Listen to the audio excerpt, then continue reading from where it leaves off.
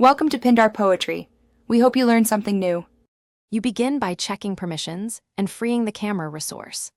Open System Settings and go to Privacy and Security so you can grant camera access to the app you plan to use. Quit any app that might already be using the camera, because only one process can use it at a time. If you have an external USB or USB-C camera, plug it into a powered port now and wait for the system to recognize new hardware. This prevents conflicts when you launch your video app.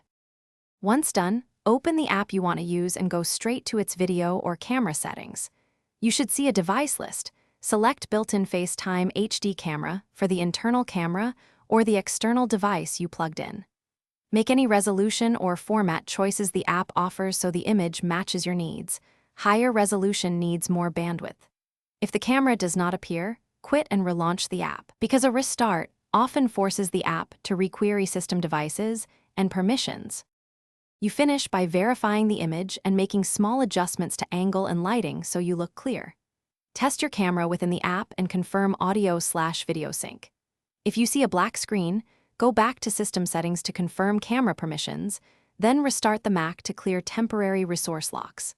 For stubborn hardware failures, try resetting SMC or PRAM and test under a different user account. These steps isolate software versus hardware faults and usually